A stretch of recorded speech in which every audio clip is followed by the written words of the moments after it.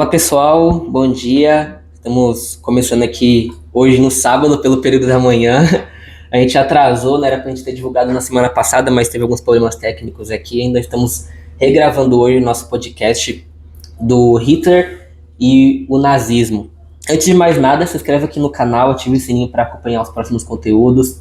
Corre lá no Instagram Visão Eficiente, siga a gente lá também, para vocês acompanharem as próximas entrevistas, os conteúdos que serão ali publicados.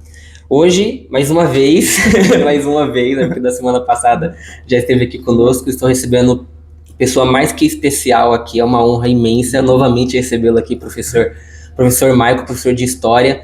Acho que quem reside aqui mais para a Zona Oeste aqui de São Paulo, aqui, não tem, acho que uma pessoa que não tenha passado próximo aqui, né, de Carapicuíba, aqui na Vila Make, que não tenha ouvido falar do nome do professor Michael, de tão influência que ele deixou boa na vida das pessoas. Eu sou uma dessas pessoas. Acho que uma referência do que, por que eu gosto de história hoje, por que eu me aprofundo muito, não só na história, mas de todos os caminhos, seja ela bíblica, seja ela história de outros conteúdos.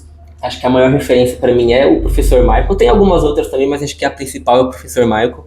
Então, professor, mais uma vez, muito obrigado pelo seu tempo, sua disponibilidade de estar aqui com a gente mais uma vez, para estar regravando, repassando tudo que a gente já conversou, repassando novamente aqui. Seja muito bem-vindo. Vamos ter uma conversa aqui, uma entrevista aqui bem descontraída aqui sobre um dos temas do século, vamos dizer assim, né, do século passado, e que vai repercutir acho que até o fim dos tempos, né, porque quem estuda, quem segue, quem se aprofunda sabe que isso é um tema muito, muito, muito, vamos dizer, fantástico, assim, de se estudar, de se ter como entendimento. Importante, né? Sim. Importante, a gente tem que preservar a memória, né? Pedro, muito obrigado mais uma vez por estar aqui. Fico muito feliz de estar conversando contigo, fazer parte aí desse seu projeto do podcast, que é algo extremamente importante. É uma das ferramentas hoje de comunicação, e você está fazendo isso muito bem, com maestria, né? Agradeço mais uma vez esse convite, então, de estar aqui nesse sábado, e a gente poder bater um papo aí sobre, né, Hitler e o nazismo, falar para o seu espectador, inclusive, como você falou, que eu sou muito popular, né? Estou saindo para vereador. Mentira, não estou saindo, não. Já vai, ó. É brincadeira, não estou saindo para vereador, é só para a gente descontrair. Quero aproveitar e dar de presente esse livro, chama-se Era dos Extremos, do historiador Eric Hobsbawm. Muito obrigado. Por nada. Ele faz aí um apanhado, né, do que foi o século XX, né? Ele chama até de breve século XX. Para ele, o século XX começa ali com a Primeira Guerra Mundial e está exatamente no contexto que a gente vai trabalhar hoje. Então, vale muito, muito a pena a leitura, não só você que já é um apaixonado pela história, mas todo mundo deveria, né, fazer a leitura aí do Era dos Extremos, para que possa compreender o que foi, né, o século XX, não só em relação à Primeira e Segunda Guerra Mundial, a ascensão do fascismo, a ascensão do nazismo, a Guerra Fria, as ditaduras na América do Sul, enfim, ao avanço do neoliberalismo. Então, é um livro que é um clássico e vale bem a leitura. Muito obrigado, agradeço aqui. Gente, nós vamos dividir aqui em algumas partes dessa conversa de hoje, né? Tava até conversando com o professor, nós vamos dividir para ficar um pouco mais dinâmico e até o público entender, assim, os principais pontos aqui nessa nossa breve conversa. Então, nós vamos começar aqui falando um pouco sobre o Hitler, né? Sobre a história um pouco dele ali, da infância, do crescimento dele ali. Depois a gente entra, né, numa certa parte ali do nazismo, né? Vem com um pouco de como nasceu, como ficou no poder, como que a Alemanha se reestruturou através, né, desse movimento, né, político, como que permaneceu a Alemanha após isso, né, após as guerras. E aí, por fim, ali nós vamos entrar ali nas características, né, o professor vai trazer um pouco dessas características, e vamos entrar também aqui no assunto um pouco polêmico, que muitas pessoas têm aquela discussão, né, o nazismo é de esquerda, ele é de direita. Nossa, isso como que ele é? Isso aqui... Isso é o que mais chama atenção muito chama atenção, porque é muito curioso que as pessoas não têm muito uma leitura assim muito ampla, e aí qualquer coisa que elas pegam de característica é totalmente de esquerda, já é totalmente de direita, mas não é bem assim, né? E tem às todo vezes um não contexto, é nem, e às vezes nem é, não né? é nem a característica, a pessoa olha o nome e por aquele nome ter alguma referência com um dos espectros políticos, já fala, então aquilo pertence Ou àquele acaba associando espectro um pouco com político. as pessoas, né? Tipo assim, Também. essa pessoa se parece um pouco com essa pessoa de hoje. Então por isso Também. ela apoia o nazismo, E né? acaba puxando sardinha também. É. A gente sabe que o nazismo foi perverso, então se eu sou um cara conservador, eu vou jogar o nazismo mais do lado da esquerda, ou vice-versa, enfim. Mas a gente tem essa discussão ainda, né? É uma discussão muito boba, a gente tem que deixar bem claro isso, porque quando a gente for conversar mesmo e posicionar o nazismo onde ele realmente está, as pessoas vão ter essa noção e deixar essas rusgas de Sim. política nacional, de política do que aconteceu com a gente, o que está acontecendo com a gente, né, conseguir desvencilhar isso do nazismo, que tem o seu lugar na história, e ele está lá, e a gente vai discutir que um pouquinho. vale até lembrar, né, algumas pessoas, né, que o que o nazismo fez e deixou foi uma coisa totalmente triste, né? Não foi uma coisa boa de se ver. Nada. Não é uma coisa de ser lembrado como uma característica de alguém de hoje. Não é uma coisa que, tipo assim, você associa a alguém. Porque o que o Hitler, o que o grupo, o que o movimento fez naquela época foi uma coisa totalmente terrível. Então, não é plausível de ser lembrado hoje como uma coisa boa associar a uma pessoa, né? Sim. Infelizmente, a gente ainda tem grupos que idolatram, que procuram seguir, e que a gente vê sinais de situações que são muito semelhantes ao que aconteceu. São semelhantes, não são iguais, porque o tempo histórico é diferente. Então, são tempos históricos diferentes e a gente tem que fazer essa análise. Existem grupos neonazistas hoje? Um novo modelo de nazista? Existe. E são várias células pelo mundo. A própria Alemanha está sofrendo muito. O Brasil, parte sul do nosso país, tem muitas células neonazistas. E a gente vê também nos Estados Unidos. Então, são grupos que se apropriam de algumas ideias. A gente vai falar disso mais pra frente. A gente vai começar a falar sobre, como você disse... Vamos falar sobre um pouquinho do Hitler aqui. Do Adolf, né? e Skip Gruber. Führer, né? Falar um pouquinho dele. Conta pra gente, professor, como que era ali a vida dele? Como que ele cresce, ele se desenvolve, os objetivos dele, ele já tinha esse pensamento antissemita, ele se desenvolveu com o tempo, ele era uma pessoa mais calma, mais tranquila, era uma pessoa revoltada. Conta pra gente um pouquinho sobre a vivência e a vida, né? Seja ela paternal, maternal, né? Como que é esse desenvolvimento do crescimento de Hitler? Sim, falo sim. Primeiro, Adolf Skik-Gruber, até trava a língua. Por que Skik-Gruber? Porque esse era o primeiro sobrenome do pai dele, do Alois Skik-Gruber. Mas ele não... acho que até o Hitler gostou de que o seu pai tenha mudado, né? Porque já pensou, Skik-Gruber, todo mundo ia ter um monte de gente que ia se atrapalhar. Eu tô me atrapalhando aqui, imagina. Então, o pai dele, o Alois Skik-Gruber, ele troca o nome, né, para Hitler, algo assim um pouco mais, entre aspas, refinado, né? E, enfim, o pai dele, ele vem de uma família de camponês, austríaca, né? E tinha uma vida até que certamente confortável. Ele era muito, muito competente, muito esforçado, e ele é um dos primeiros a conseguir uma carreira pública, de ser servidor público. E naquela época, ser servidor público era uma coisa assim sensacional, porque você tinha, de certa forma, um crescimento financeiro, você muda de vida, né, por conta de participar, de trabalhar nas relações públicas, de ser um servidor público, você tem um status perante também a sua comunidade, né? Ser servidor público é algo que, né, chamava muita atenção. Então, diante do seu esforço, ele deixa o campesinato, deixa essa parte rural e ele vai trabalhar, né, na parte mais burocrática do Estado. E ele vai ter aí 3 relacionamentos, né? Ele casa 3 vezes, tem alguns relacionamentos extraconjugais, e no último casamento ele vai se casar com uma prima de segundo grau. Até onde eu sei, essa prima de segundo grau, eles não têm laços sanguíneos, mas eu não me lembro muito bem da história, mas eu não sei se ela foi adotada ou se ele foi adotado por uma das famílias, e aí, né, por conta da mudança de nome, eles acabam se tornando primos de segundo grau. E é nesse último casamento que vai nascer, então, aí o Adolf, né, E o Adolf vem de uma família de mais ou menos 7 filhos, né, entre irmãos e meio-irmãos, alguns morrem durante a infância, enfim. E no início, o Hitler, ele falando da trajetória dele escolar, porque da questão familiar a gente não tem muitos dados, né?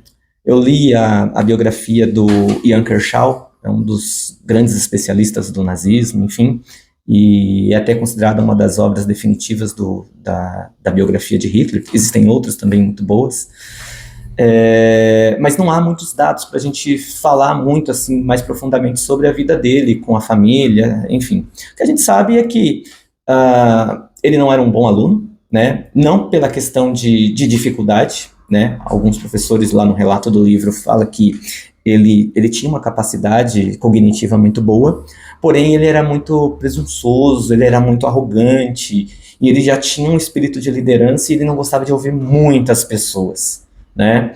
E era apaixonado por leitura, né? Principalmente livros relacionados a aventuras e guerras, né? As guerras reais. E, enfim, é algo também que, assim, não era uma particularidade dele, porque se a gente pensar, a gente está falando ali do final do século XIX, início do século XX, e não havia televisão, não havia internet, não havia outras coisas para crianças fazerem. Então a leitura era praticamente a área de escape deles, né, para que eles pudessem desbravar o mundo, conhecer outras coisas. Mas esse era mais ou menos o perfil de leitura que ele fazia, de guerras, de aventuras, enfim. E, como eu disse, ele era sempre visto como um líder nato, né? Era ele que, de certa forma, manipulava lá os coleguinhas, até mesmo aquelas coisas da peraltice da criança, ele estava sempre envolvido, era ele que liderava.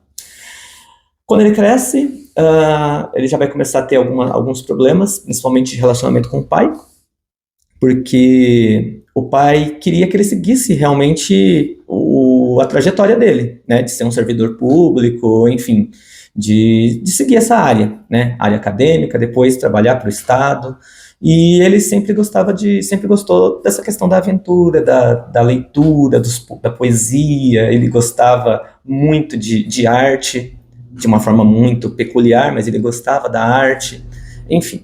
E aí ele vai entrar em rota de colisão com o pai, porque o pai queria algo para ele, e ele já tinha um outro projeto de vida. Ele queria ser artista, ele queria viver da arte.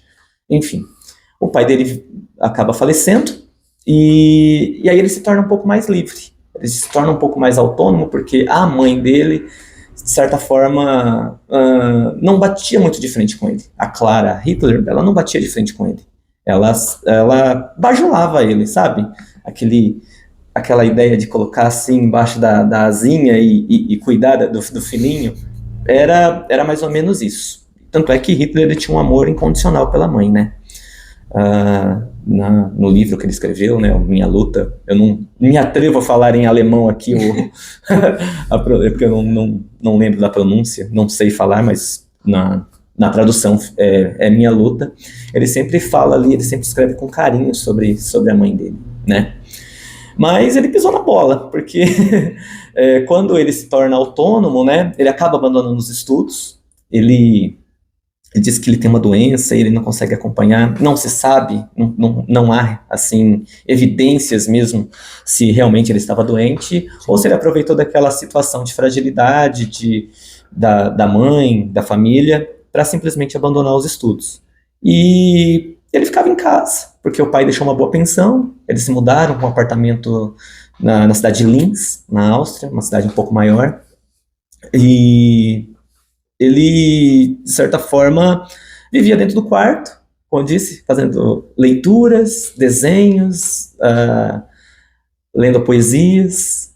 E talvez um dos maiores traumas seja quando a mãe dele morre, né? Então a mãe dele, depois de poucos anos que o pai falece, ela também vai morrer, e aí ele vai começar a andar com as suas próprias pernas.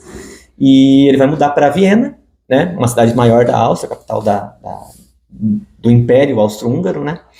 E ali ele vai ter uma nova vida, ou uma nova visão de mundo, porque ele sai de uma cidade média, né, pequena, para está ali no centro do império. E ali ele vai conviver com muita coisa, né? Ele vai ter as frustrações, porque ele não vai ser admitido pela Escola de Belas Artes, ele tentou 2 vezes, e talvez até não... Aí é uma opinião minha, né? E aí, opinião, enfim... Talvez não porque ele não teria sido um bom artista, mas exatamente pela presunção, pela arrogância.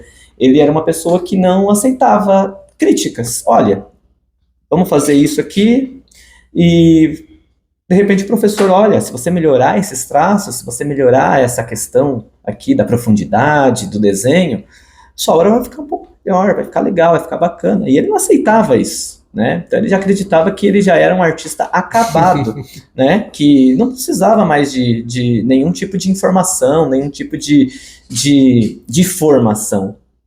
Então, e aí ele vai se frustrar, né? Ele vai se frustrar. E aí você perguntou sobre a questão do antissemitismo, né? O antissemitismo, ele não nasce com o Hitler, né? Essa ideia, para quem não sabe, antissemitismo é a aversão ao povo judeu, né? Na verdade... não só os judeus são semitas, né? Existem outros povos também que são considerados... Os árabes, por exemplo, são semitas também, né? Se a gente pensar lá, biblicamente falando, né? Semita vem de Sem, né? É um dos filhos de Noé. Então, são vários povos que são considerados semitas, mas, diante do que aconteceu na Segunda Guerra, a questão do Holocausto, o termo antissemita é utilizado hoje para que a gente possa falar sobre... a aversão ou a perseguição ao povo judeu. E como eu disse, ele não nasceu com Hitler, né?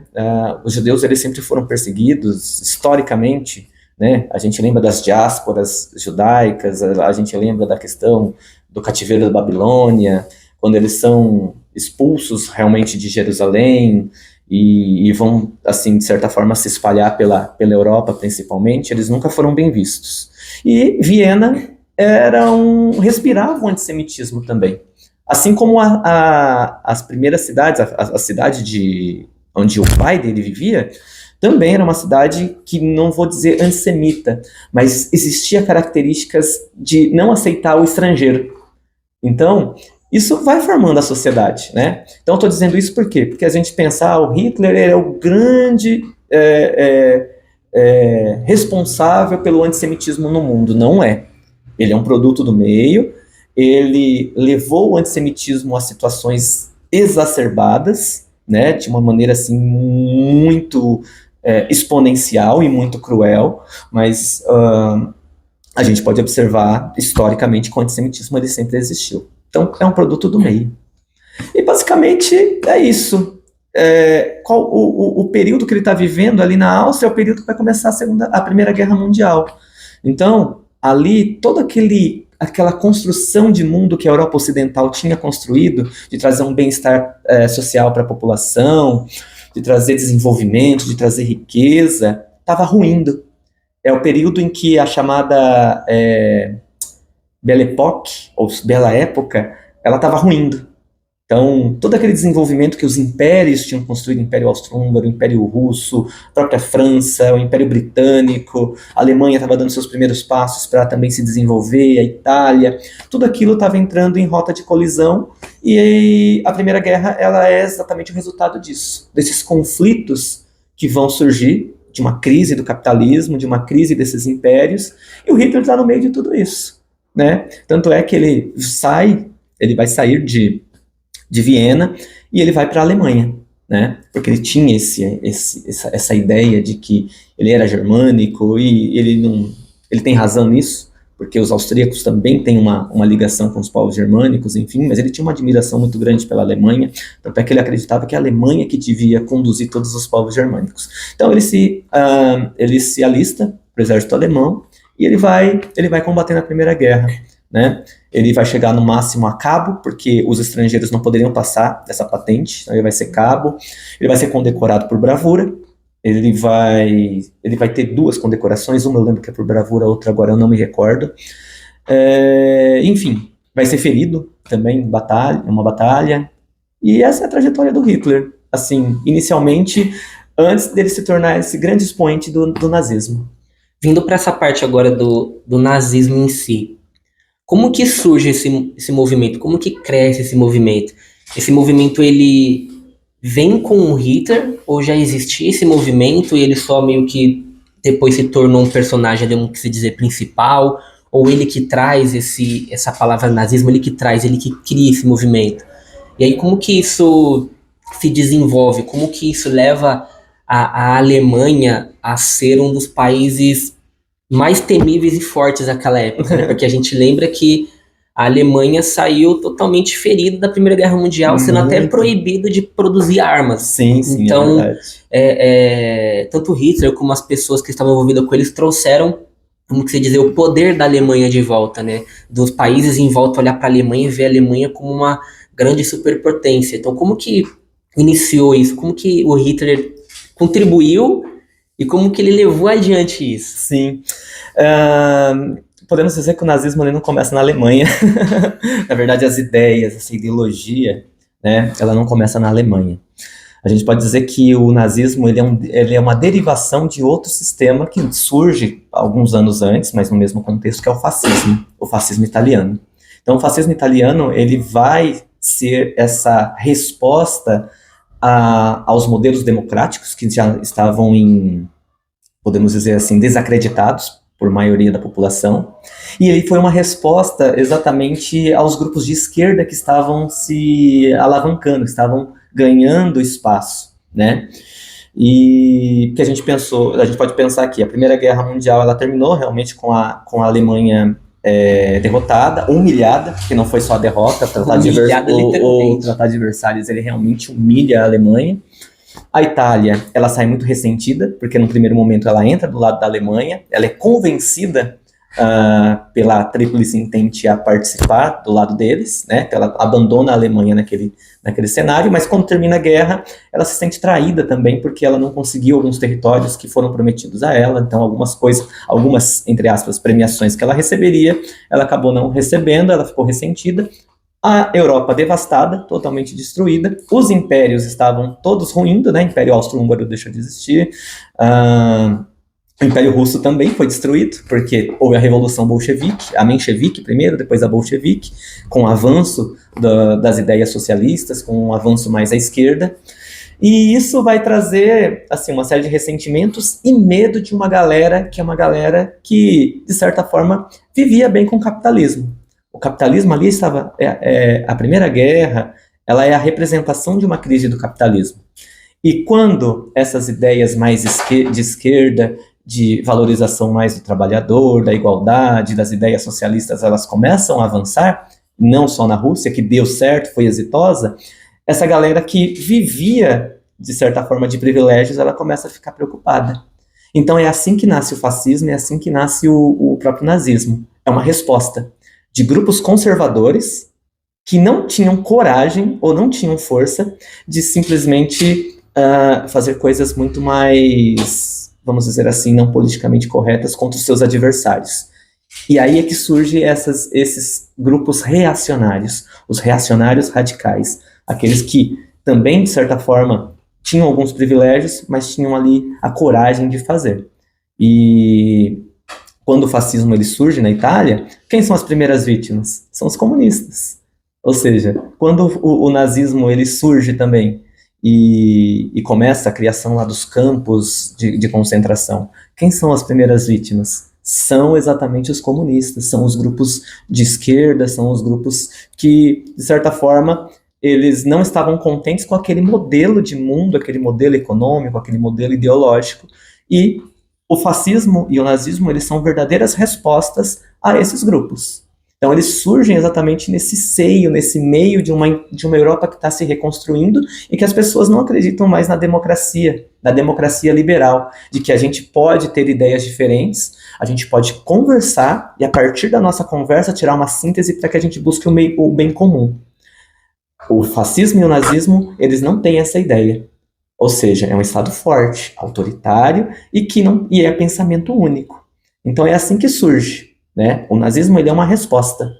Na verdade, o fascismo é uma resposta e o nazismo ele copia essas ideias do fascismo. Mas é uma coisa que também é muito interessante. O nazismo ele não nasce grande e ele não nasce antidemocrático. O nazismo, por exemplo, por que nazismo? Por que o nome nazismo? Nazismo vem de uma sigla, né? Mas antes de falar da sigla, vamos lá, para ficar um pouco mais claro para o espectador. Hitler, quando quando termina a Primeira Guerra, ele está desempregado e ele é convidado a ser espião do governo alemão. Então ele vai começar a espionar grupos de extrema-direita, tá? E ele foi incumbido de espionar um partido, o Partido dos Trabalhadores Alemães. Então esse era o nome do partido, um partido pequeno, mas um partido voltado para a extrema-direita, tá? Apesar de ter lá Partido dos Trabalhadores Alemães, as pessoas falam, por isso que a gente fica nessa briguinha aqui, né? Aqui tem o Partido dos Trabalhadores. O Partido dos Trabalhadores aqui do Brasil realmente é um partido de esquerda. O Partido dos Trabalhadores da Alemanha, o alemão, ele não era um partido que era voltado para ideias socialistas, para as ideias progressistas. Ele era um grupo nacionalista, mas com ideias conservadoras. E ponto. É isso. Tá? O nome é parecido, mas é uma coisa que tem que ficar bem claro, né? Bem diferente. Senão daqui a pouco vai ter gente fazendo churrasco de peixe-boi. Né? Verdade. Pois é. Então a gente tem que saber dividir essas coisas. Já é só uma piadinha infame, desculpem. Coisa de professor para chamar a atenção da turma. Mas enfim. E o Hitler foi convidado para espionar realmente o Partido Trabalhador Alemão. Esse era o nome do partido. Partido pequeno, tal, mas com ideias radicais. Só que quando ele chegou lá e se filiou, ele ficou, de certa forma, deslumbrado com as ideias. Ele acreditava naquilo. E logo em seguida, por ter uma boa oratória, por ter bom discurso, ele era muito bom de discurso, ele começa a se tornar um grande expoente. De espião, ele se torna um dos grandes líderes do partido, né? E diante disso, há uma reformulação no partido, eles vão mudar a sigla, né? E até para tentar atrair os trabalhadores, né? Principalmente aqueles mais voltados para o centro, que não tinham muita ligação com a esquerda, e aí vai mudar para Partido Nacional Socialista dos Trabalhadores Alemães. Então, Partido Nacional Socialista dos Trabalhadores Alemães. Então eles são socialistas, eles estão ali com a União Soviética. De forma alguma. O projeto de governo, o modelo ideológico é totalmente diferente do que foi implementado pelos bolcheviques, pelos mencheviques lá na União Soviética, ou em relação a outros grupos de esquerda. Então o nome Partido Nacional Socialista é isso que chama muita atenção mesmo, né? Das pessoas fazerem essa classificação. Mas quando você pega o estatuto do partido, quando você pega a prática mesmo que foi desenvolvida pelo partido quando estava no poder, era extremamente nacionalista, totalmente fechado, anticomunista, né? Então, Hitler, ele era anticomunista. Quem puder e tiver oportunidade, leia o Minha Luta, dá para baixar pela internet, e vocês vão ver que ele era totalmente antissemita, como todo mundo aqui já sabe, e anticomunista. Então não tem como, né? O cara ser considerado de esquerda, ali naquele cenário, né? Sendo anticomunista. Não há como, tá? Mas, pra gente encurtar a conversa, né? Acho que a gente tem um tempo um pouco mais limitado. Ou pode ir? Fiquei em Fica à paz, vontade? fiquei em Fica em paz. paz? Não, então tranquilo, beleza. Então eu vou indo, vou avançando. Ele se torna o grande líder do partido, pela oratória, e vai concorrer às eleições, tá? Só que antes de concorrer às eleições, ele vai tentar dar um golpe. Ele vai tentar dar um golpe de Estado. A Revolução Alemã que aconteceu destruiu o Império Alemão. Eles implementaram uma democracia liberal, mas essa democracia liberal ela não estava trazendo resultados. A gente já sabe.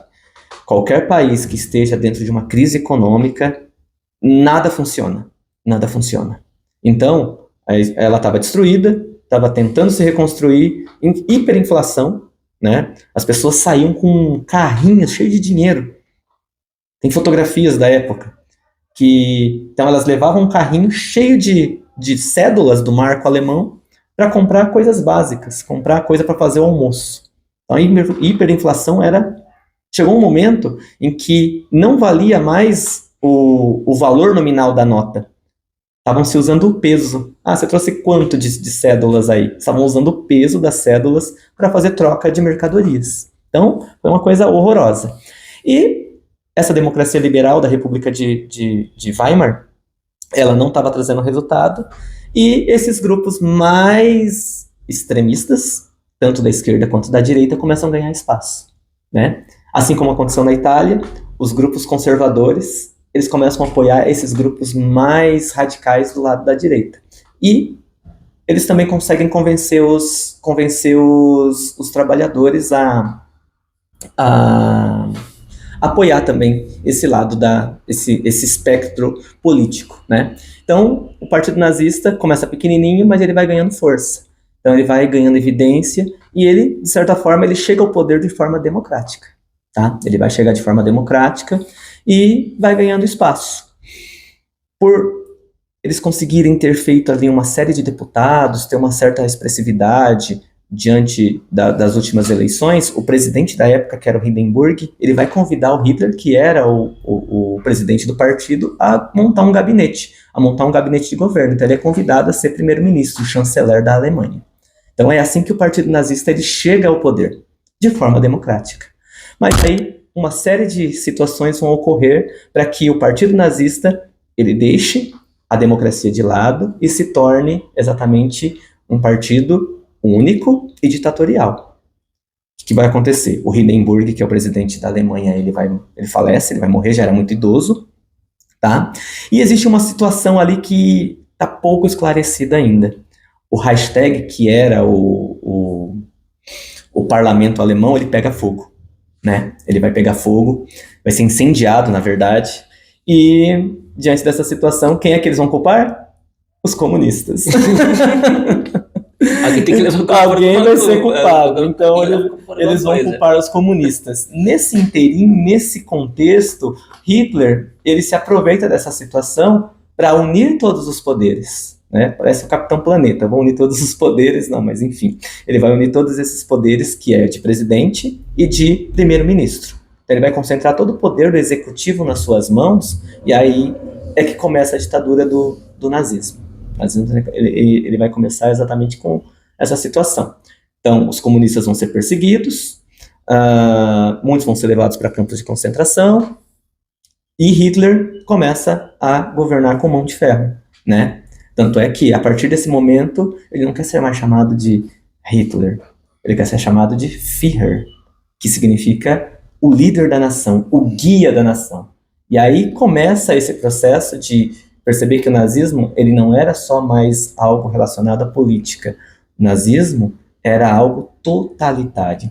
Ele não está envolvendo a vida somente das pessoas, quer dizer, a questão política das pessoas. Então, ele está intrinsecamente dentro da vida das pessoas. Tudo. É o partido que determina o que pode ser feito e o que não pode ser feito. Que tipo de arte pode ter? Que tipo de conteúdo pode ser aplicado nas escolas? Que tipo de metodologia científica vai ser utilizada nos hospitais? Aí é que começa a nascer essa ideia de um partido e de uma ideologia totalitária. Tá, ele fica praticamente igual a Coreia do Norte hoje, ou não chega a ficar totalmente como é a Coreia do Norte hoje? Tem uma diferença? Tem uma semelhança? Hoje a Coreia do Norte ela é uma ditadura totalitária também, né, com um espectro de esquerda, mas eu não fico muito à vontade de falar da Coreia porque eu não tenho muito insumo, muitas informações, mas que é uma ditadura, é uma ditadura totalitária, que desenvolveu lá o comunismo deles, enfim, mas deve ter suas peculiaridades. No caso da Coreia é um pouco diferente porque ela realmente é um sistema totalmente fechado, a gente não tem muita informação. No caso da Alemanha, estava todo mundo vendo o que estava acontecendo, né? Na época, estava todo mundo vendo o que estava acontecendo. Então, era, assim, em relação a pensamento, em relação a como havia a condução das estratégias de desenvolvimento daquela nação, era realmente fechado, porque não havia mais democracia, não havia qualquer tipo de pensamento diferente, porque tudo era eliminado, inclusive dentro do próprio partido, né? A gente tem o episódio das facas longas, por exemplo, que todo mundo que estava contrariando ali as ideias que foram perpetuadas, que foram implementadas por Hitler, foram perseguidos. Muitos morreram, muitos foram perseguidos, foram presos, enfim. Então, dentro do próprio nazismo houve um expurgo, né? um processo de eliminar quem pensava diferente. E isso nas ditaduras, né, acontece muito, como na Coreia do Norte, como em qualquer outro tipo de ditadura, né? Só que a gente tem que perceber que o nazismo ele é muito mais que uma ditadura. Ele é um regime totalitário, porque ele não está envolvido só na questão política. Ele está envolvido exatamente na condução daquele Estado e de como as pessoas devem viver. De como as pessoas devem... Qual é o comportamento que as pessoas devem ter naquele Estado totalitário. Então ele está envolvido na questão da educação, na questão da cultura, na questão das mensagens, enfim. O próprio símbolo do nazismo, né? Ele representa bem isso, né? Ou qualquer símbolo de qualquer Estado totalitário. Porque quando você vê as bandeiras, né, da suástica por toda a Alemanha, nas fotografias, nos filmes, a gente vê, não é só para decoração, não é só para ornamentar, mas sim para demonstrar, o Estado está aqui. O Estado está te observando. Você é o Estado. Você não está acima do Estado. Você não está fora do Estado. Então você segue o Estado. Então, tudo que você vê assim em relação ao nazismo, as estátuas, as próprias bandeiras, nas escolas, os meninos e meninas usavam, né, aquele tecido com o símbolo da suástica, enfim, tudo ali representa. A gente está aqui. Você vai pensar diferente? Eu não. A gente viu aqui como que o Hitler chega, né, ali de uma certa forma no poder, né? Então ele acaba perdendo a eleição, mas com o advento da morte do outro, ele pega e ele assume. Mas como que a Alemanha se retorna ao poder? Ele teve grande ajuda, foi mais por ideias dele. Como que a Alemanha passa a se reconstruir de volta? Né? Ou já estava se reconstruindo antes de ele chegar, ou volta a se reconstruir quando ele chega literalmente no poder? A Alemanha vai pegar um monte de empréstimos, né, principalmente dos Estados Unidos. Os Estados Unidos também estava se reconstruindo por conta da crise de 29, então ela consegue também, de certa forma, ali, por meio de empréstimos, fazer um levantamento de dinheiro, né, e ela começa a se reconstruir assim. Outra questão que é muito importante é que o Hitler ele começa a descumprir muitas questões do Tratado de Versalhes, né? Então eles começam a se rearmar, eles começam uma produção industrial voltada para a indústria bélica, enfim. E é um momento em que o próprio capitalismo está se reinventando. Então, diante disso, todo mundo ali tá se reconstruindo e a Alemanha não fica fora, né? E Hitler, ele se fecha ali nesse nacionalismo, que é uma característica mesmo das ditaduras ou dos regimes totalitários, e começa esse processo de reconstrução. É o Estado que está intervindo na economia, é o Estado que está fazendo a roda da economia girar. Os Estados Unidos é um grande exemplo disso. Hoje eles se falam, nós somos totalmente liberais, não sei o quê. Mas eles se reconstruíram com o Estado. Né? Todo mundo fala, muito Estado faz mal para a economia. Se a gente pegar... E eu defendo o desenvolvimentismo mesmo. Eu acho que o Estado tem que participar, enfim, as pessoas têm que ter liberdade econômica, isso é importante. Mas o Estado ele é extremamente eficiente para conduzir também o desenvolvimento de uma nação. E a gente viu isso com a própria Alemanha, o Estado intervindo, injetando dinheiro. Os Estados Unidos foi um grande exemplo disso com o New Deal, né? O New Deal, após a crise econômica de 29, ele reconstruiu os Estados Unidos. Era obra pública para tudo que é lá. Os caras estavam construindo hidrelétrica, estrada, abrindo buraco, desculpa. Abrindo buraco, fechando buraco, só para ter um funcionário para fazer isso. É só um exagero da minha parte, mas para que aquela pessoa ela tivesse renda e pudesse consumir produtos, enfim, a indústria privada também se reerguendo, e tudo isso com a indução do Estado. Então, a Alemanha ela é também um exemplo disso, de reconstrução de um Estado forte, economicamente falando, e conseguiu afastar esses problemas econômicos, né? E quando os problemas econômicos vão embora, né, a população olha de uma forma muito diferente, né, para o seu líder. Porque estão melhorando. Poxa, eu estava levando um carrinho de dinheiro. Hoje eu tenho ali condições, com o meu trabalho, claro, de conseguir consumir algumas coisas, melhorar de vida. E as pessoas sempre vão olhar para a liderança. Ele fez um bom governo, então Vai olhar para o todo à volta, vai olhar só para a imagem eu que vou tá olhar na só para a frente. imagem que está ali. E não olha o contexto de uma forma geral, né? Então, quando tem crise, por exemplo, a culpa é de quem? Do líder que tá na né? frente. Até o faraó passou por isso.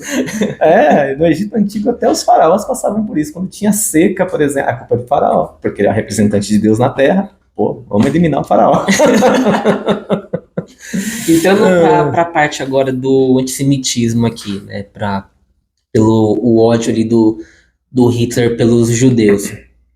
Como que nasce isso nele? Como desenvolve isso nele? A gente, né, vê alguns livros, alguns estudos que ele teve muitas influências, né, para talvez esse ódio, essa disseminação, né, e tudo mais. E para quem é cristão e estuda um pouco mais a fundo, assim, como eu busco procurar mais, a gente vê e viu, né, para quem estuda que Martinho Lutero tinha muitas coisas escritas que era contra os judeus, né, por mais que ele veio com toda a reforma protestante, ali, por causa dos católicos e tal, toda essa reforma, mas ele também escrevia coisas contra os judeus. Sim. E aí muitos vão dizer que muitos desses escritos Hitler passou a usar, né, como meios de, não gosto dos judeus. E a gente vai ver longas histórias, né, vai ter histórias de que o povo estava entrando na Alemanha, mas não queria participar da guerra. Outros vão falar que durante a morte da mãe de Hitler, quem atendeu a mãe de Hitler foi um médico judeu. E aí, ou é um acúmulo disso tudo, ou teve algo a mais? Então, na verdade, isso são especulações, né? São especulações. Não há, assim, muitas evidências. Por exemplo, na própria biografia lá do Ian Kershaw, que eu disse a você, não tem nenhum momento, assim, que se fala que ela foi atendida por um médico judeu. Eu não li outras biografias, de repente tenha, né? Então, assim, eu vou ficar te devendo essa. Mas eu vejo que o antissemitismo, ele não nasce, assim, intrinsecamente da pessoa. Ele é produto de um meio. Então, lá no começo da conversa eu disse, né, os judeus, eles eram perseguidos há séculos, né, há séculos. Inclusive, se a gente pensar, para vir para o Brasil, no período colonial, eles tinham que se converter, né, são chamados cristãos novos. Então, sou judeu, se eu quiser tentar a vida na colônia, tal, a igreja obrigava a pessoa, o judeu, a se converter ao cristianismo para que ele pudesse vir para cá. Então, o antissemitismo é um produto, né, e aí vão ter diversas explicações, né, sobre isso. Alguns porque eles são os responsáveis pela crucificação de Cristo, eles lavaram as mãos, entregaram para Herodes? Pilatos, obrigado. E libertaram Barrabás, enfim. Então tem uma série de construções religiosas, de construções ideológicas, mas se a gente pensar, o pai dele, o Alois, vivia numa comunidade que era avessa a estrangeiros, inclusive judeus. Ele vai para Viena, tá passando ali, passando uma série de dificuldades, e ele respira antissemitismo a todo instante. E sim, durante a Primeira Guerra Mundial, há essa ideia de que os judeus eles não contribuíram para a derrota da Alemanha, para a vitória da Alemanha, né? E porque eles não financiaram, ou porque eles não quiseram entrar na guerra, como se não fosse problema deles. Mas isso é uma construção já de séculos, né? Então o Hitler, ele não é o precursor, ele é o grande expoente do antissemitismo, ao meu ver, né? Porque é ele, junto com os nazistas, que vão levar ao processo da solução final, que não é só a questão de não gostar do judeu, não é só a questão de querer afastar o judeu da Alemanha ou da grande Alemanha, mas sim exterminar os judeus. Que não houvesse mais nenhum resquício humano de judeu, nenhum resquício de sua arte, de sua cultura, de seus hábitos. Então, o Hitler, ele é o expoente do antissemitismo. O nazismo é o grande expoente do antissemitismo. Mas o antissemitismo acontecia na Inglaterra, acontecia na Polônia, acontecia na França, na Itália, né? E em Portugal. Então, eu acho que é uma tentativa do próprio europeu, ou de alguns grupos europeus, de tentar colocar toda a culpa do antissemitismo na Alemanha nazista, no nazismo e no próprio Hitler. E eu não estou defendendo Hitler, longe disso. acabei de falar que ele realmente é o grande expoente, né, dessa perseguição com a solução final, com os campos de extermínio, com os campos de concentração, e se construiu muitas fake news. Na época não se utilizavam os termos fake news, mas essa da ideia de que eles são os responsáveis pela derrota da Alemanha, de que eles eram um grupo fechado e não contribuíram para o desenvolvimento econômico, são fake news, né? E o nazismo e qualquer regime totalitário, ele vive dessas mensagens falsas, né? Ele constrói, ele tem a necessidade de construir um inimigo. E no caso dos nazistas, eles vão construir essa imagem do judeu, né? Hoje, só para a gente fazer uma comparação, qual é o grande vilão dos Estados Unidos, que é um império hoje? São os árabes, são os muçulmanos, enfim. E isso se alastrou até para a própria Europa, porque o grande problema hoje da Europa é o quê? A xenofobia contra os árabes, contra os muçulmanos. Esse é o inimigo em comum, esse é o inimigo a combater. Então, claro que os Estados Unidos eu não posso comparar, falar que é um regime totalitário, nunca. Tem o seu modelo democrático, funciona lá do jeito deles, mas, por ser um império, ele também tem um inimigo ali a ser perseguido, né? E, como é o grande expoente do Ocidente, as suas ideias também se exportam para a Europa, né? Mas é isso, o antissemitismo não nasce com Hitler, ele vai pôr a cabo, né, esse projeto de extermínio e se torna o grande responsável aí por toda essa barbaridade, né, essa crueldade que foi em relação ao povo judeu. Antes de a gente chegar na parte das características ali, quando ele decide, né, fazer o extermínio, né, as câmaras de gás e tudo mais, como que aconteceu isso? Tem um motivo, não que seja um motivo válido, tá, pessoal, para ninguém entender outra coisa, mas qual foi o motivo que levou ao Hitler de fato falar, já fizemos mesmo, vou matar todo mundo e a vida que segue? Qual foi o motivo central disso? É uma boa pergunta, porque parece que assim que ele já chega ao poder, ele já começa a pôr a cabo, já pôr em marcha esse projeto, e não foi assim, né? A perseguição aos judeus, ela começa de uma forma muito tímida, vamos dizer assim, né? Primeiro ele começa lá em 1935 com as leis de Nuremberg, que foram leis que, primeiramente, era proibido o alemão se casar com o judeu, né? Com alguém de origem judaica. Então existia lá um passaporte, faziam-se estudos, né, desses passaportes para ver, você só tem um familiar judeu? Então ainda vamos passar um pano para você. Mas 2, 3? Não, então você já é judeu, vamos dizer assim, puro, enfim. Então, diante disso, a perseguição aos judeus, ela começa de uma forma bem tímida. E depois é que ela vai aumentando, vai se intensificando até chegar a esse processo da solução final, né? E, assim, não há algo assim que evidencie exatamente o momento que isso aconteceu.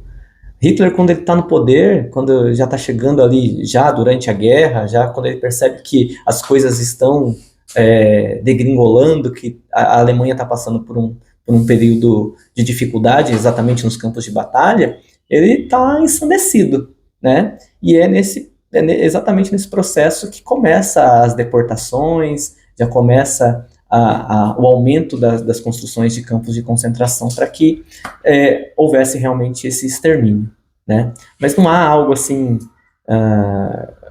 um ponto crucial ou algo assim exato para que comece, mas no momento, o contexto histórico nos mostra exatamente isso, que é o momento que a Alemanha ela está enfrentando muitas dificuldades, principalmente no leste, né, porque ela acreditava que a vitória contra a Rússia seria muito fácil.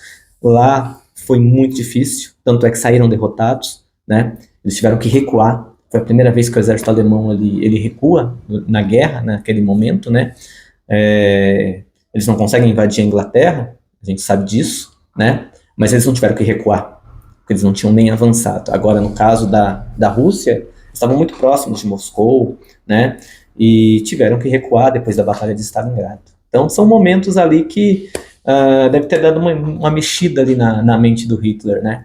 Que a gente já sabe que Ficou muito bom. Psicologicamente o menino precisava fazer terapia, né? Sim. entrando na parte das características, acho que uma das principais, assim, né, como quando se fala do nazismo, a gente fala dos arianos, né, que é uma característica que Hitler trouxe ali das pessoas puras, né. Uhum. Como que ele traz essa ideia? Como que ele avança com essa ideia ali no meio da Alemanha? Como que ele tenta comprovar isso, né? A gente vê ali o meio das experiências, né, que eles faziam com algumas pessoas, Sim. né? Como que, dentre essa, né, e outras características, né, como que desenvolve isso? Então, essa ideia de uma raça superior, ela já vem ali desde o século XVIII, século XIX, com a pseudociência, de pessoas tentando comprovar que alguns grupos humanos eram superiores aos outros, né? Então, existia movimentos ali dentro da pseudociência, algo que se finge, se demonstra como algo verdadeiro, como algo metodológico, mas que, na verdade, só estava tentando comprovar aquilo que acreditava, né? E o Hitler, ele, de certa forma, ele é convencido de que os alemães, eles são uma raça pura, né? Uma raça... há alguns que falam até que os alemães, eles descendiam dos espartanos, tal, mas se a gente pegar a questão do arianismo mesmo, o arianismo vem dos indo-europeus, né?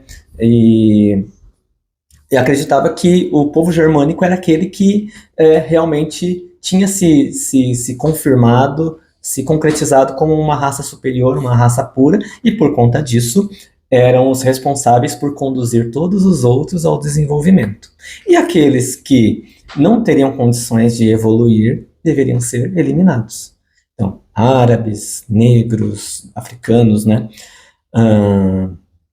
Miscigenados. Então, a mistura racial para eles era algo terrível. Então, nós brasileiros, por exemplo, se fosse naquele período, a nossa característica é a miscigenação. Nós estaríamos perdidos se Hitler conseguisse, se ele tivesse conseguido expandir, né, tivesse vencido, conquistado toda a Europa, seria muito mais fácil ele derrotar os Estados Unidos, e todos esses povos que seriam subjugados estariam aí, alguns ao serviço dessa raça superior, os arianos, e outros seriam simplesmente exterminados, né? Mas ele é convencido disso por conta da pseudociência, algo extremamente perigoso, né? Então a gente tem aí o chamado darwinismo social, que vai se construir nessa época, a ideia do próprio Gobineau, enfim, que não passa de balela, né? Vamos ser bem sinceros, essa é a palavra, é balela. Não existe essa classificação de raça superior, nós somos seres humanos, cada um com as suas peculiaridades, cada um com as suas experiências históricas, e não é porque um povo se desenvolveu melhor economicamente ou com uma arquitetura diferente que ele é superior ao outro que está ali começando. São condições históricas, e a partir dessas condições históricas é que a gente vai se desenvolvendo, né? Mas naquele período essas ideias foram muito aceitas, né? Muita gente séria na época ficou convencida de que havia essa classificação de seres humanos. Eu sou superior.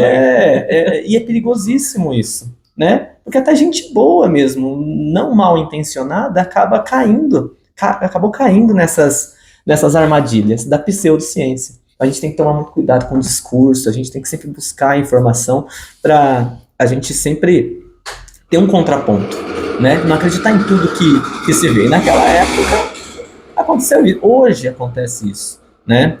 A gente está falando de política aqui e tal. A gente está num período eleitoral. Então, tem muita gente que está falando coisas muito bonitas. Mas é fácil de fazer? Eu tenho que observar o meu contexto, eu tenho que observar a minha vida, eu tenho que observar por que não foi feito antes se é tão fácil, né? Então, são situações que a gente tem que observar. Próximo vereador de Carapicuíba. Mentira. Mentira. Professor, estamos chegando aqui no final, mas tem duas perguntas que eu queria fazer, né, pra gente ir para esse final. A pergunta que é a polêmica aqui do momento. Né? O nazismo, ele era de esquerda, ele era extrema-direita. Como que é isso? Explica pra gente como que é isso, pra, tipo assim, o espectador olhar assim e entender de uma vez por todas o que é esse movimento político, seria realmente de esquerda, seria de direita, porque sim, hoje a gente tem essas discussões, acaba essa associação. Certo. Antes disso, eu só posso falar umas características do nazismo, rapidamente, tá? Eu não vou me estender, pode sim, tá? Fica à vontade. Que eu separei aqui, porque é importante pra gente também como eu disse lá no início do vídeo, a gente tem que perceber que o nazismo ele é um produto do meio, é um produto de um período histórico, mas que algumas pessoas, alguns grupos políticos, alguns grupos, eles vão se apropriando, inclusive no nosso tempo histórico. Então, que a gente tem que tomar muito cuidado também. Então, por exemplo, nacionalismo. Nacionalismo é algo importante pra gente. Eu tenho que ter orgulho do meu país. Certo? Mas ele não pode ser exacerbado. Eu não posso achar que o Brasil é o melhor de tudo, de todos, e que tudo que os outros construíram é uma grande porcaria e que não serve para nada. Eu posso aprender muito com outros países, com outras nacionalidades, com outras culturas. Então, eu quero um Estado forte, eu quero um Brasil forte, mas eu tenho que saber respeitar também as condições, a cultura, os hábitos de outros países, algo que dentro desses regimes totalitários não era aceito. Então, tudo que é de fora não presta. Então, o nacionalismo exacerbado é um problema seríssimo e era uma característica tanto do nazismo quanto do fascismo. Antiliberalismo é a ideia de um Estado muito forte economicamente, né? O Estado tem que ser forte economicamente, mas ele tem que dar liberdade também para empresários, para a iniciativa privada. No totalitarismo, a gente via que o antiliberalismo era muito presente. Então, também é algo que a gente também tem que sempre se policiar. E isso em regimes totalitários de esquerda ou de direita, tá? Era característica do nazismo e do fascismo o anticomunismo e o antissocialismo, enfim. Então isso já deu até um spoiler aí da resposta que eu vou dar. A gente sabe que o comunismo e o socialismo eles são do espectro da esquerda, né? Eles estão mais à esquerda dentro do espectro político, e havia uma grande perseguição a esses grupos, né? Eles praticamente deixaram de existir. Né? Muitos foram presos, mortos, deportados, e essa ideia já não existia mais nesses regimes totalitários do fascismo e do nazismo. O culto ao líder, ou seja, então é muito mais do que uma ideia de ser o presidente, de ser o líder. O líder da nação era visto como praticamente um semideus. Aquele que vai conduzir o desenvolvimento, que vai trazer o bem-estar para todo mundo. Então, o culto ao líder é algo também que a gente está vendo hoje. Seja de esquerda, seja de direita, hoje você olha para o presidente e você fala, pô, isso aqui vai me libertar, isso aqui vai levar o Brasil ou qualquer outro país para o desenvolvimento pleno. Não faz sozinho, ainda mais numa gestão democrática. Ainda mais num país democrático, onde você tem 3 poderes muito bem divididos, enfim, lá não tinha, né? Então lá não tinha essa divisão, tal, era realmente o líder e havia um culto a ele, né? Era um semideus mesmo, esse cara vai resolver todos os nossos problemas. Mas a gente ainda vê hoje pessoas que cultuam o seu líder, né? Aquela idolatria, Idolatria, né? Exatamente. Né? Bem assim. Então a gente também tem que tomar muito cuidado. São sinais que a gente tem que observar, sim. Né? São sinais. Independente de se você tem uma ideologia de esquerda, se você tem uma ideologia de direita, enfim, se você tem esses princípios assim, de você acreditar que uma pessoa vai resolver os problemas do país, eu sinto muito, mas você está sendo enganado, você está se enganando. A gente vê muito isso hoje, né? Das pessoas, é o político que está ali de frente, eu adoro não sei o quê, exato. Mas ele não vai fazer tudo sozinho. Não faz. Se o parlamento tem abaixo, as pessoas abaixo não tem uma aprovação, não tem toda uma organização, não vai pra frente nada. Nada, exatamente isso. Tem que saber ali qual que é o papel de cada um. Então, eu tô brincando dessa ideia de ser vereador, mas você tem que saber qual que é a ideia do seu vereador. Você tem que saber qual que é a ideia dele, o que ele pretende, o que o partido dele defende, por que o partido dele está nessa coligação. Dá trabalho, mas a gente só vai mudar assim, trabalhando. Nada cai do céu. Assim, só cocô de passarinho. Verdade. Mas enfim, eles tinham uma ideia de espaço vital. O espaço vital é a ideia de aumentar os territórios. Então eu quero uma grande Alemanha, só que eu não tenho todos os recursos para ser uma grande Alemanha. Pô, mas o país vizinho tem. Opa, é nosso. Então há um processo de expansão territorial. É a construção do império mesmo, né? Então essa concepção de espaço vital também é uma das características principalmente do nazismo.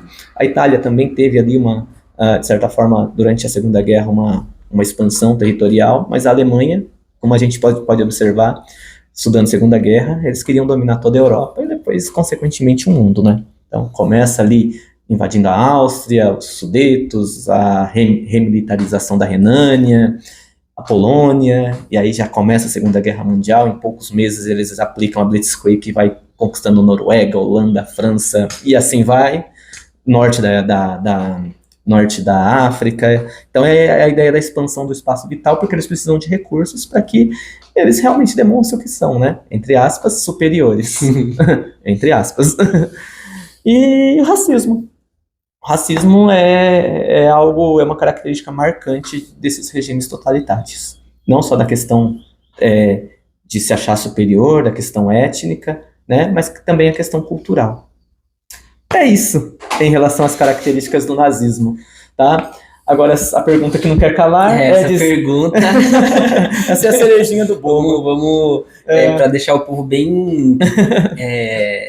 Vou pegar de uma vez por todas, né, de fato, né? É claro que, mesmo vindo 300 pessoas explicando, o povo, infelizmente, quer ficar com a sua verdade, quer ficar com o que acredita, e, infelizmente, a gente vai viver o resto da vida com cada um acreditando naquilo que acha que é a verdade, né? Sim.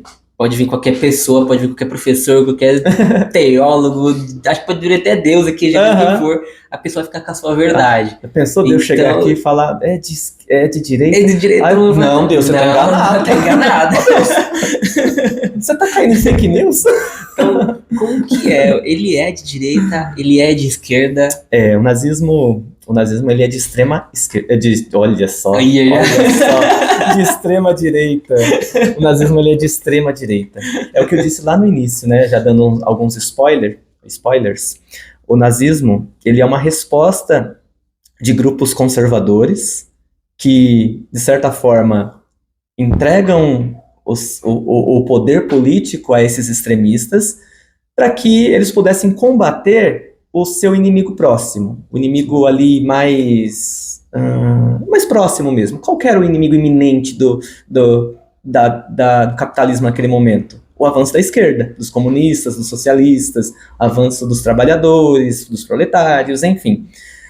Então, só que esse grupo, essa galera, eles praticamente chocaram o ovo da serpente, porque eles acharam que ia ficar por ali. Eu acabei com os comunistas, eu acabei com os socialistas, o capitalismo está se reestruturando e vida que segue. E não foi assim, porque o projeto de poder do nazismo é um projeto de morte, é um projeto de ceifar e eliminar tudo que é diferente, tudo que aquilo que eu não acredito, que eu acho que é inferior, tem que ser eliminado. Então, e foi o que aconteceu. Então, começou com os comunistas, como eu falei, lá nos campos de concentração. Depois foram padres, foram testemunhas de Jeová, foram homossexuais, pessoas que tinham capacidade limitada, pessoas com problemas cognitivos, então, e os judeus. Então, toda essa galera que para os nazistas eram vistos como inferiores e que não serviriam para demonstrar a superioridade da raça ariana ou ajudar no desenvolvimento da Alemanha, eles tinham que ser eliminados, eles tinham que ser destruídos. Então, por isso que eu falo que eles chocaram o ovo da serpente, porque eles acreditavam que era só um modelo ali, né, de bravatas, de falácias, e que o discurso ia parar por ali e depois a vida ia voltar ao normal. E não foi isso, né? Então, o nazismo realmente é um sistema de morte vinculado à extrema-direita. É um partido extremista, é um partido mais do que um partido, mas uma ideologia extremista em que a morte ela faz parte, né? Se a gente pegar, por exemplo, a SS, que era um grupo de elite do nazismo, enfim, muitos dos seus símbolos eram as caveiras, que representam exatamente isso, a destruição, representam a morte. Então, você que gosta de política, você que gosta de fazer essas discussões ideológicas, que fique bem claro na sua mente, o nazismo ele é de extrema direita, tá? E não importa se você é de direita hoje, você é conservador, não tem nenhum problema. Hoje o conservadorismo, você consegue dialogar com um conservador.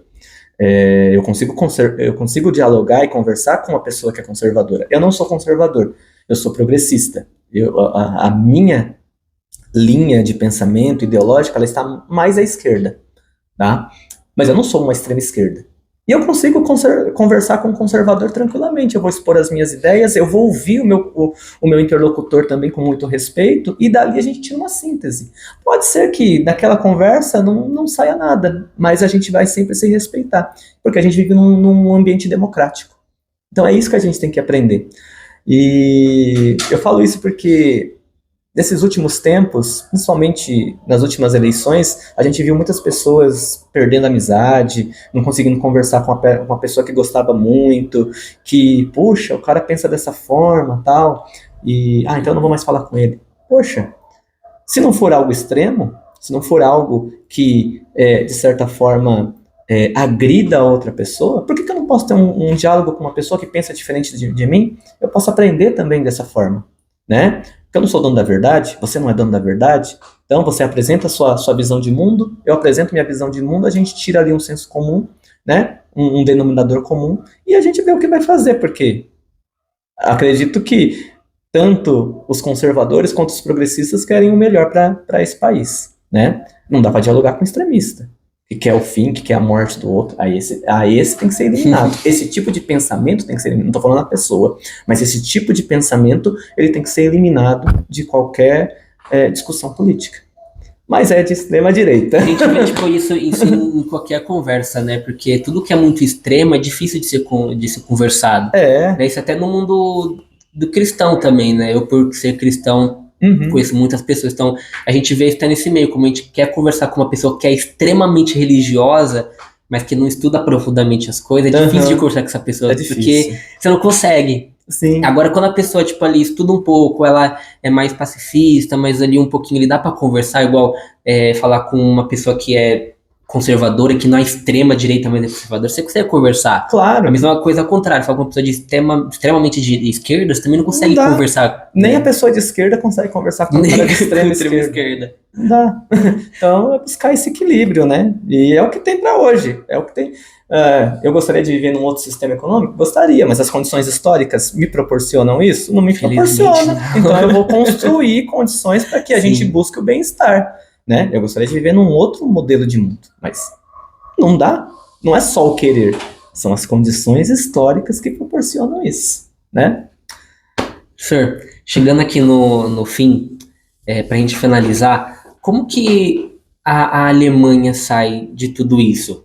Depois da morte do Hitler, acaba a Segunda Guerra Mundial, a Alemanha, né, perde de novo, perde de novo, Hitler morre. Como que a Alemanha se contorna através disso? Como é que a Alemanha passa a se reconstruir de novo? Como que fica o pensamento da Alemanha depois de ter vivido todo esse pensamento de nazismo, de pessoas puras, de racismo e antissemitismo? Como que a Alemanha fica, cresce e, né, se permanece, vamos dizer assim, até os dias de hoje, né, que a gente vê, né? Sim. Bom, o Hitler ele vai se suicidar, né, junto com a esposa, né? Não chamam de amante, mas ele casou com a Eva Braun, dia 30 de abril de 45. Poucas semanas depois, Berlim é invadida, né, pelos soviéticos.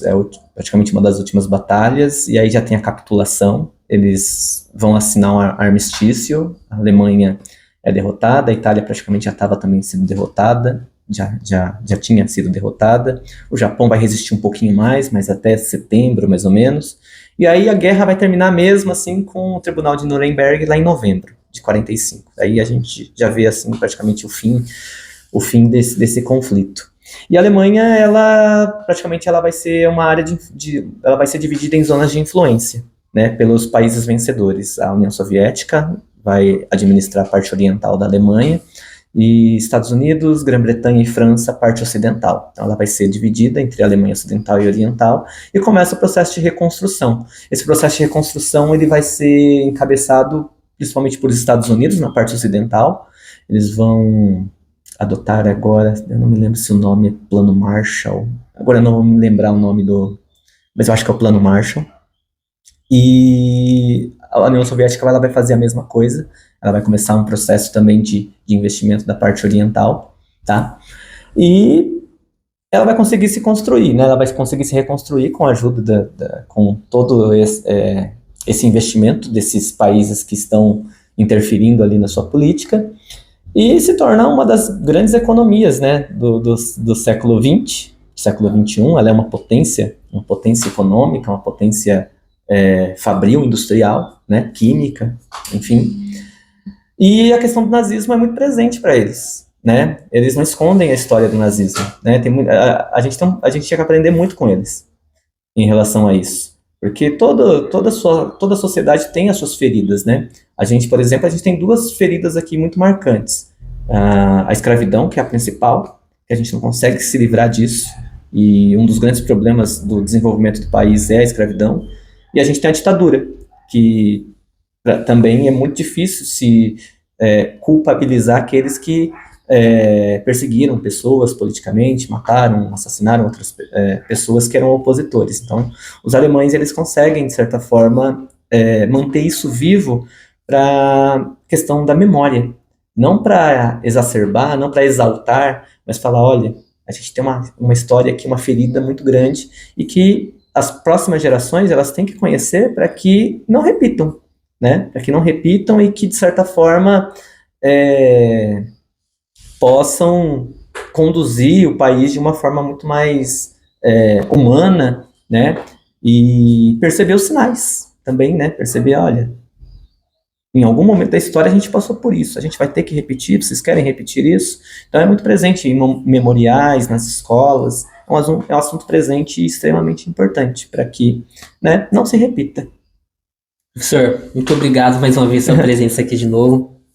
Conversa extremamente sensacional aqui. Acho que tanto eu, que não conhecia grandes pontos, como as pessoas que vão assistir, vão sair daqui com muitas dúvidas sanadas, principalmente a questão da esquerda e da direita. Eu acho que isso aqui abriu, acho que, a mente de muitas pessoas. Legal. Espero que tenha aberto a mente de muitas pessoas. Quero te agradecer novamente o seu tempo, pelo presente aqui. Eu vou ler esse livro aqui, poxa, você vai agregar muito de conhecimento. muito, até para futuras conversas e discussões com outras pessoas. Então, tem minha coleção aqui. Que legal. Tenho a Solução Final aqui também, que é um livro muito bom. Poxa, bacana. E tenho um que está emprestado com um colega meu, que é Dossiê do Hitler, né? Que conta a história da infância até a morte dele. Nossa, né? Então, é também uma biografia, então. Isso, é uma biografia. Olha desse livro bem legal. Legal. Então, quero agradecer a sua presença, o seu tempo aqui, toda essa troca de conversa, de conhecimento. Se você quiser deixar seus pontos finais, suas considerações finais, fica à vontade. Primeiramente, agradecer pela oportunidade, né? No primeiro momento a gente gravou, né, na semana passada, não teve êxito, mas eu fico extremamente feliz de ter voltado aqui, gravar de novo.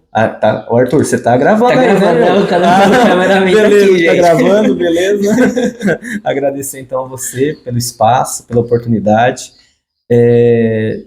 Já parabenizei antes por você criar esse espaço para a gente poder trocar ideia, conseguir difundir, espalhar, semear o conhecimento, que é muito importante, né? Sim. E aproveitar as mídias, né? Aproveitar toda essa tecnologia digital para que a gente possa produzir bons conteúdos. A gente tem que saber exatamente usar a tecnologia. A gente vê muitas pessoas falando, eu sou contra a tecnologia. Não, mas a gente pode usar a tecnologia de uma forma extremamente eficiente, né? Ter uma visão eficiente né, do saber. Isso aí, ó, fazendo trocadilho. Mas, enfim, e trazer, né, esses assuntos que são extremamente importantes para a galera aí que curte ouvir podcast, assistir. E obrigado, né? Obrigado aí pela oportunidade, seu espectador.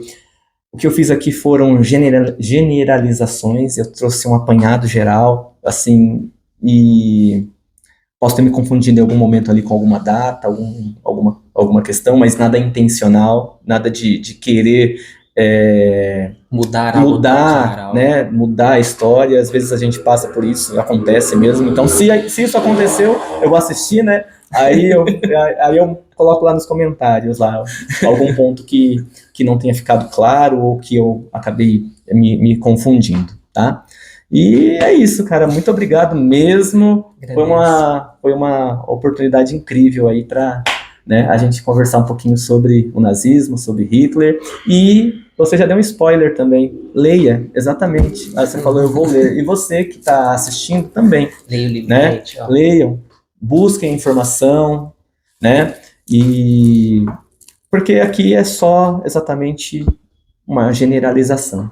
Vocês têm que buscar se aprofundar, o conhecimento, ele liberta mesmo, ele é importante para a gente se desenvolver individualmente, como sociedade, e é isso. Valeu, tamo junto. Pessoal, nós estamos chegando aqui no final. Muito obrigado a todos e a gente se vê no próximo Visão Eficiente. Até mais.